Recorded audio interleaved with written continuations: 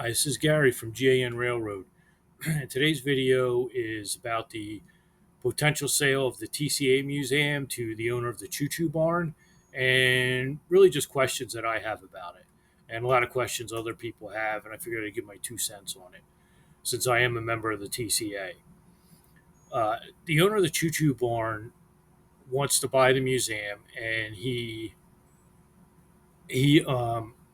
wants to buy it for, I believe, 1.03 million or 1 million, something like that. The problem is that the museum's worth about 1.3 million. So he's not giving the maximum amount of money that it's worth. That could be a problem if somebody complains, somebody on the board or maybe a member, because they're supposed to maximize the value for anything they sell, and they're not doing that. That's my understanding. Uh, I'm not a lawyer, but maybe if somebody is, they could let me know. It is a 501c3, so if that's the case, aren't they supposed to maximize the sale? I get why they're selling it to Choo Choo Barn because in the long run, it's better, uh, at least to keep the museum going, to have the Choo Choo Barn next to it. It would bring a lot more people in than it certainly goes to the museum now. Choo Choo Barn, I think, doesn't own the land. Somebody can correct me on that. That the building is on. So believe he's got 10 years to get out. So he's looking to move next to the museum. Uh, the problem is too, if he doesn't have that kind of money, that he can only get credit for a loan for 1 million. He's counting on sales to get, because he's going to take over the whole museum. He's going to run it. The people who do get paid, not the volunteers, but the people who get paid will get paid everything through him, the maintenance, all that stuff. And he's supposed to promise to keep all the other stuff in the museum. I'll get to that in a little bit. What my thoughts on that, but if he's barely getting by now and he can't get credit for 1.3 million, and his sales aren't that great. They weren't from the previous owners. That's why they sold. They saw a decline in their sales. Why? What makes us think that he's going to help get more sales or get more people to come in? And how's that going to help the TCA in the long run? Is it we just going to end up in the same spot where we thought the sales were going to happen? In other words, if his sales drop, how's he going to afford to do maintenance on the building? If it needs a new roof, air conditioning, plumbing, any of that stuff, where's that money going to come from? It's his responsibility as the landlord to do all of that. We're supposedly entrusting him. On top of all that, where's he going to get the money to build his new building, the new Choo Choo Barn and train store next to the museum?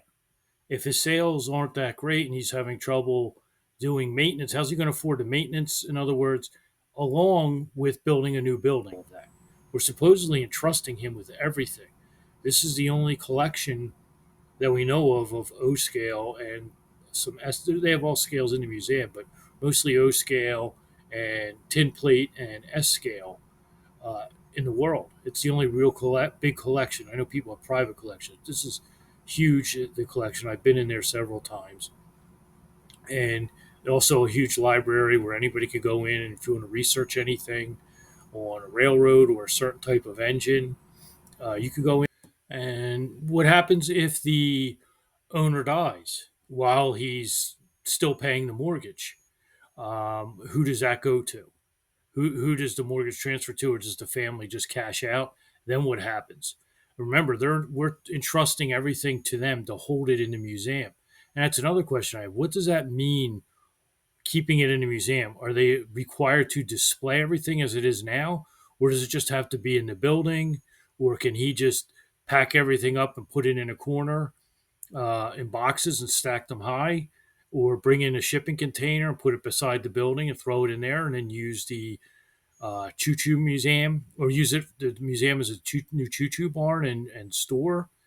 Uh, I mean, just holding it doesn't mean that he's going to display it. What if he files bankruptcy? Um, or what if he just goes out of business and shuts down and says, "I'm going out of business. I got no money," and you try to go after him and he's just can prove it. And I mean, if he files bankruptcy, that's up to the courts. What happens to everything? They're probably just going to make him liquidate everything. Who's going to say there's no money here? Uh, and it may end up being just a liquidation sale and everything gets auctioned off. That's most likely what would happen if bankruptcy's filed. What else did I have here? Getting young people in. I know that this is an issue that some people want to know is how do we get young people in, and could this help with the museum? Well, you see the hat on LCCA. When I was up there in Scranton, they went out and reached about 200,000 people to let them know we were there for the convention.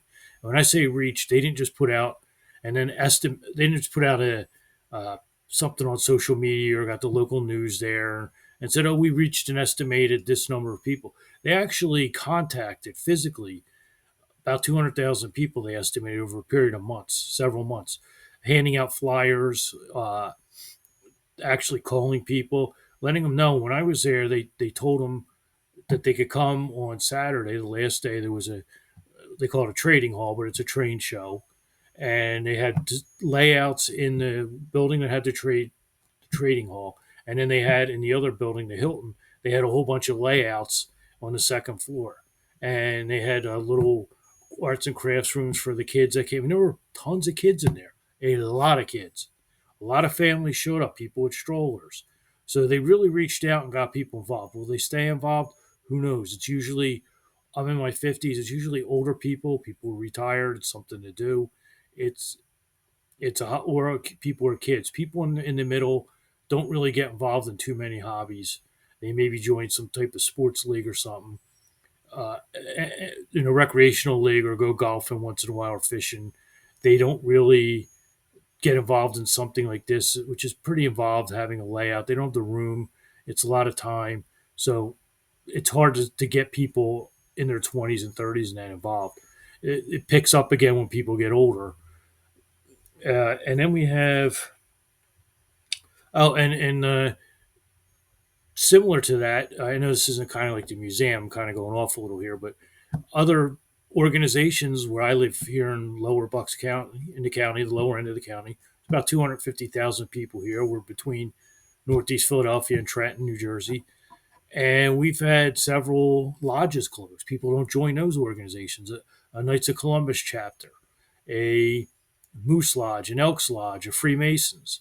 So that's a problem, getting people to join an organization. People are wondering, now maybe it could help having the museum there. Maybe the museum, I know it's somewhat interactive, but it's just people pushing buttons. I think they could probably do a little more there, come up with other ideas, just ask kids what they want to do. What do they think would be cool?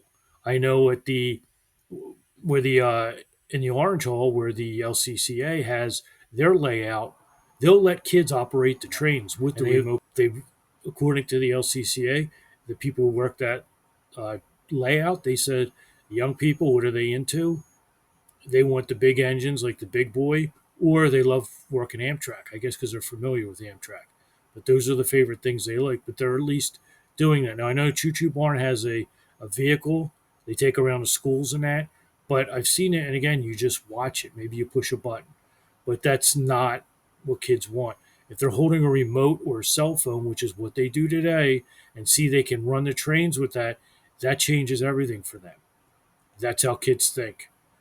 For us, pushing a button to operate a crane or something was something that was done when we were kids, and that's all we had. It's different today, and you have to reach them that way. Everybody's running around screaming, "I like my remote." Okay, you have remotes, but you also have cell phone. If you show the kids, they could use it on their cell phone because they use it for everything. They don't want a remote; they want their cell phone. They use it for everything. They don't want something separate. Just one. They want, if it doesn't work on the cell phone, they don't care. You can show them it works on a cell phone.